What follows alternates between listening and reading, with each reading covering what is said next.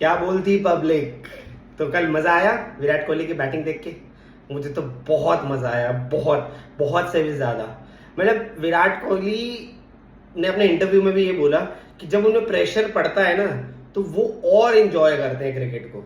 और वो ये बोल भी रहे थे कि मैंने सारी जिंदगी क्रिकेट ही खेली है और मुझे पता है कि अब मैं ज्यादा टाइम तक क्रिकेट नहीं खेल सकता, तो मैं हर एक पल को इंजॉय करना चाहता हूँ, हर एक मूवमेंट को इंजॉय करना चाहता हूँ। और कल जिस तरह से वो बैटिंग कर रहे थे ना, वो रिस्पॉन्सिबिलिटी ले रहे थे, वो इंजॉय कर रहे थे बैटिंग को। जैसे उन्होंने अपना एक रन जो सेलिब्रेट किया ना, वो देखने लायक था कि अभी भी वो भूख विराट कोहली में है, वो हर रन की भूख है विराट कोहली में। और जिस तरह से उन्होंने उस चेस को मुकम्मल किया और 105 रन की बहुत बेहतरीन पारी खेली, वो काबिले तारीफ थी। विराट कोहली हेड्स ऑफ है। I love it to you. मतलब आपकी बैटिंग देख के ऐसा लगता है कि बस देखते रहो, आप बैट करते रहो। और आप में वो स्टेमिना है, आप में वो कैलिबर है कि आप मतलब किसी भी भीड़ को एंजॉय करवा सकते हो। जिस तरह से आप बैटिंग कर रहे थे कल, कमाल कर दिया। मतलब 2 डक्स के बाद दुनिया बहुत कुछ बोल रही थी, बट आपने वो सिंपली जो 1 रन बना के जो सेलिब्रेट किया, वो बता दिया कि हाँ, कि मेरे पास 2-0 थे और मैंने एक और ले आया तो 100 हो गया मेरा। कमाल है। तो चलिए बात करते हैं मैच के ऊपर। मैच था कल केकेआर वर्सेस आरसीबी, जैसे मैंने आपको बताया। और आरसीबी ने टॉस जीता और पहले फील्डिंग करने का फैसला लिया, क्योंकि रायपुर का ग्राउंड था, बारिश हो चुकी थी। बारिश के बाद थोड़ी सी नमी होती है विकेट में जो इफेक्ट कर सकती है, और जिसका दिख रहा था जब बॉल पड़ रही थी तो स्विंग हो रही थी, मूवमेंट मिल रहा था भुवनेश्वर कुमार को। और भुवनेश्वर कुमार ने भी क्या स्पेल डाला है। अगर मैच की बात करूं तो केकेआर ने पहले 6 ओवर में 56 रन मारे थे, 2 विकेट नुकसान हुआ था। आरसीबी ने 66 मारा था और 1 आउट हुआ था। मिडिल ओवर्स में केकेआर ने 97 मारे, 1 विकेट गिरा। आरसीबी ने 91 मारे, 2 विकेट गिरे। फाइनल ओवर्स में जो केकेआर ने वो 39 रन किए थे, 1 विकेट गिरा था। और आरसीबी को 37 रन ही बनाने थे और 1 ही विकेट आउट हुआ उनका। सिक्सेस की बात करूं, केकेआर ने 8 छक्के मारे, आरसीबी ने 5 छक्के मारे। बाउंड्रीज में फोर्स में 19 बाउंड्रीज यानी 19 चौके की केकेआर ने और 21 चौके की आरसीबी ने। 124 रन मारे केकेआर ने बाउंड्रीज में और 114 रन मारे आरसीबी ने बाउंड्रीज में। अगर एक्स्ट्रास की बात करूं तो केकेआर ने 14 एक्स्ट्रा दिए हैं, केकेआर ने 14 एक्स्ट्रा दिए हैं। यानी एक्स्ट्राज में अगर एक्स्ट्रा की बात करूं तो केकेआर ने बहुत ज्यादा एक्स्ट्राज दिए हैं, जो उनको इफेक्ट कर गया इस मैच में। क्योंकि अगर आप जब किसी मैच में आप 14 एक्स्ट्रा दे देते हो तो वो आपको बहुत बुरी तरह इफेक्ट है। इसके जवाब में अगर मैं बोलूं तो आरसीबी ने सिर्फ एक 2 वाइड दिया था और 1 लेग बाय रन, यानी टोटल 3 रन एक्स्ट्रा दिए। और दूसरी तरफ अगर मैं उनकी बारी की बात करूं, आरसीबी की बारी की बात करूं, तो केकेआर की अगर मैं बात करता हूं तो केकेआर की इनिंग, रुकिए, आरसीबी की इनिंग, हाँ, आरसीबी की इनिंग में 10 वाइड्स हैं, 10 वाइड्स 4 लेग बाय, यानी 10 वाइड्स का मतलब हो गया आपने 1.5 ओवर एक्स्ट्रा दिया है आरसीबी को खेलने के लिए। और 1.5 ओवर जब आप एक्स्ट्रा देते हो तो आप किसी टीम को 21 ओवर बैटिंग करवा रहे हो, और उस 21 ओवर में भी आपने 19 ओवर में मैच खत्म कर दिया उन्होंने। तो आप एक्स्ट्रा बॉलिंग कर रहे हो, ऊपर से आपने उनको 10 रन बिना किसी बॉलिंग के दे दिए, बिना किसी बॉल को फेस किए उनको 10 रन मिल गए। यानी उनको सिर्फ 84 रन ही चेस करने थे। सबसे बड़ी दिक्कत अगर मैं बोलूं तो केकेआर की यही थी कि उन्होंने 1.5 ओवर एक्स्ट्रा कराया और वाइड्स, टू मच वाइड्स दिए। स्विंग उनसे कंट्रोल नहीं हो रही थी और वाइड्स दे रहे थे, बचने के लिए वो बॉल बाहर डालने की कोशिश कर रहे थे, जिसकी वजह से वाइड हो रही थी। बाकी अगर बैटिंग की बात करूं तो केकेआर की तरफ से अगनक्षी रघुवंशी ने 71 किए, 46 बॉलों पे 7 चौके और 3 छक्के, 154 की स्ट्राइक रेट के साथ। कैमरून ग्रीन ने 32 रन किए, 24 बॉलों पे 3 चौके 1 छक्का, 133 की स्ट्राइक रेट के साथ। Rinku Singh, what a player. Starting में जब केकेआर फ्लॉप हो रही थी तो रिंकू सिंह के बहुत सारे सवाल उठ रहे थे कि रिंकू सिंह कुछ नहीं कर रहे हैं, इनको बाहर कर देना चाहिए टीम से, इतनी बड़ी अमाउंट क्यों दे रखा है। बट पिछले लास्ट के 3 या 4 मैचेस आप देख ले, उन्होंने अपनी फील्डिंग से, अपनी बैटिंग से, लास्ट के कैमियो से सारे मैचेस जिताए हैं। आप रिंकू सिंह ने जो परफॉर्मेंस दिया है केकेआर के लिए, ही डिजर्व कि उसके लिए उनके लिए अपलॉड किया जाए।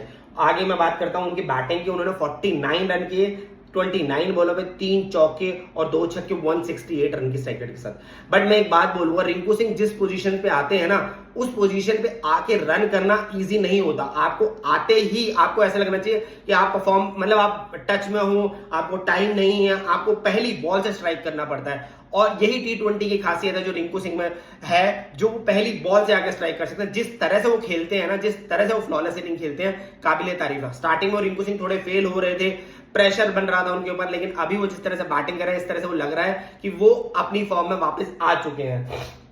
अगर मैं उनकी आरसीबी की बॉलिंग की बात करूं, Bhuvneshwar Kumar 4 over 34 run 1 wicket 8 की इकोनॉमी के साथ। डफी, इस बार डफी को खिलाया गया था रिमार्को शेफर्ड की जगह पे, 4 ओवर 48 रन 12 की इकोनॉमी के साथ।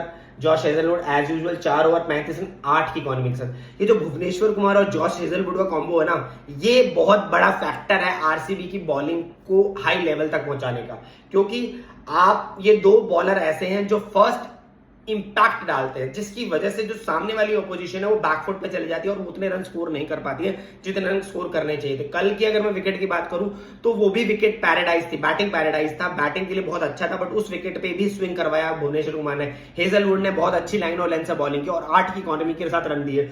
रसिक सलाम, what a find, 4 over 35 run 1 wicket. जिस तरह से उन्होंने कैमरून ग्रीन को उस समय आउट किया, जिस समय अगर कैमरून ग्रीन अगर खेल जाते तो शायद ये 194 का स्कोर 200 या 225 के आसपास पहुंच सकता था, बट उन्होंने कैमरून ग्रीन को अपने स्लोअर में फंसाया और बोल्ड कर दिया। Kunal Pandya 4 over 39 run. तो अगर आरसीबी के पास ना, मैं बोलूंगा तो उन्होंने हर बॉक्सेस को अपने टिक करके रखा हुआ इस टाइम पे। उनकी बॉलिंग अच्छा परफॉर्म कर रही है, बॉलिंग में तो बहुत बढ़िया फास्ट बॉलर्स हैं, दो क्या कहूंगा मैं, 3 बढ़िया फास्ट बॉलर। रसिक सलामी बहुत अच्छा परफॉर्म कर रहे हैं, कुणाल पांड्या स्पिनर्स बहुत अच्छा है, सुयांश शर्मा उनके पास स्पिनर्स बहुत अच्छा है। बैटिंग में अगर बैटिंग की बात करूं आरसीबी की, फिल सॉल्ट इंजर्ड हो गया, आईपीएल से बाहर हो, उनकी जगह लिए जेकब बेथेल ने। जेकब बेथेल ने 15 बॉलों 12 रन किए, 2 चौके 1 छक्का। विराट कोहली 105 रन की 60 बॉलों पे 11 चौके 3 छक्के, 175 की स्ट्राइक रेट के साथ। विराट कोहली ने अपने आप को जिस तरह से T20 में ढाला है ना, वो काबिले तारीफ है। उनकी वो जो रनों की भूख है ना, वो दिखती है, उनकी वो मेहनत दिखती है। पिछले मैच में ना विजुअल्स आ रहे थे जब जीटी और एसआरएच का मैच था, तो विजुअल दिखा रहे थे कि आरसीबी की तैयारी चल रही है और आरसीबी प्रैक्टिस कर रही है रायपुर में। तो वो विजुअल जो दिखाए गए थे वो विराट कोहली के विजुअल दिखाए गए थे। विराट कोहली अपने 2 डक्स के बाद क्या पसीना बहा रहे थे नेट्स पे, उतना टाइम दे रहे थे कि अपने नेट्स पे, कि क्या बोलूं, जैसे एक नया यंगस्टर टाइम देता है यंगस्टर, उस तरह से वो प्रैक्टिस कर रहे थे। वो आज भी वो रनों की भूख है, आज भी वो चाह है कि वो अच्छा परफॉर्म करें, अपनी टीम को जिताएं। और वो जो कैलकुलेशंस करते हैं ना, वो मैंने विराट कोहली का एक इंटरव्यू देखा था, तो उन्होंने बोला उनका मैथ बहुत वीक है, बट मुझे लगता है उन्होंने झूठ बोला था, मैथ उनका कभी वीक हो ही नहीं सकता। वो इस तरह से कैलकुलेट करते हैं ना अपनी रन चेज को, क्यों कोई कर ही नहीं सकता। वो इसीलिए उन्हें चेज मास्टर कहा जाता है, इसीलिए उन्हें कहा जाता है कि वो बहुत अच्छे चेज मास्टर है। किसी भी टोटल को वो ब्रेक कर लेते हैं अपनी कैलकुलेशन के हिसाब से। जब तक 16 ओवर तक उन्होंने किसी भी स्पिनर को अननेसेसरीली हिट नहीं किया, क्योंकि उनको पता था कि अगर उनका विकेट गिर गया तो मैच फंस सकता है। क्योंकि देवदत्त पडिक्कल 39 रन बना के 27 बॉलों पे आउट हो गए थे, रजत पाटीदार भी आउट हो गए थे और टिम डेविड भी आउट हो गए थे। तो उन्हें वो लगा कि वो मैच फंस सकता है, तो उन्होंने 16 ओवर तक 17 बॉलों में 17 रन बनाए थे स्पिनर से। जब उनको लग गया कि हाँ अब ये स्कोर चेज हो जाएगा इजीली, मेरा लोअर मिडल ऑर्डर आराम से ये अडेप्ट कर लेगा, तब उन्होंने सुनील नारायण के एक ओवर में चौका लगाया और उसके अगले ही ओवर में अनुकूल रॉय को 1 चौका 1 छक्का लगा के मैच ही फिनिश कर दिया। अगर मैं बात करूं सौरभ दुबे, जिन्होंने 2 ओवर में 2.1 ओवर की इंजरी की वजह से वो अगला ओवर फिनिश नहीं कर पाए, 2 ओवर 21 रन दिए। वैभव अरोड़ा 4 ओवर 48 रन 12 की इकोनॉमी के साथ। कार्तिक त्यागी भी बहुत अच्छा बॉल कर रहे हैं। अगर इस आईपीएल की अगर कोई फाइंड कहूंगा केकेआर के लिए, तो वो कार्तिक त्यागी है, जिन्होंने बहुत अच्छा अडेप्ट किया है अपने आप को। 4 ओवर 48 रन 3 विकेट 8 की इकोनॉमी के साथ। Sunil Narine as usual 4 over 31 run 1 wicket. Cameron Green 2 over 22 run. Anukul Roy 3 over 36 run. तो इस टूर्नामेंट की अगर मैं फाइंड कहूं तो वो कार्तिक त्यागी है केकेआर के लिए, जिन्होंने बहुत अच्छी बॉलिंग की है through out the IPL till now, और उस सिचुएशन में विकेट निकाल के दिए हैं टीम को, जिस सिचुएशन में विकेट टीम को बहुत ज्यादा जरूरत थी। तो Kartik Tyagi what a find by KKR, और मुझे लगता है उनका फ्यूचर बहुत ब्राइट है आगे के लिए। बट इस मैच में अगर मैं कहूं तो इस मैच की सारी लाइमलाइट जो थी वो सिर्फ विराट कोहली पे थी कि विराट कोहली कुछ कर पाते या नहीं कर पाते, और विराट कोहली ने वो जवाब दिया कि आज भी उनमें वो रनों की भूख है जो वो करना चाहते हैं। वो 105 रन की पारी, वो जो 60 बॉलें उन्होंने खेली, वो 11 चौके, वो 3 छक्के, वो एक एक पल जो बैट से खेल रहे थे ना, वो हर एक एंजॉय कर रहा था रायपुर में कल 50,000 ऑडियंस थी, और वो 50 के 50,000 का एम्प्टी हैंडेड नहीं गई। उनको वो इंजॉयमेंट मिला, वो चीज मिली जो वो देखना चाहते थे। वो विराट कोहली को बैटिंग करना देखना चाहते थे, और वो कल उनको वो मिला। विराट कोहली की सेंचुरी देखी उन्होंने उस ग्राउंड पे, जिस ग्राउंड वो उनका होम ग्राउंड बोला जा रहा है, वो उस ग्राउंड पे उन्होंने सेंचुरी करी। What a player he has, और I love it Virat Kohli. Thank you, आज के लिए बस इतना ही, मिलते हैं कल।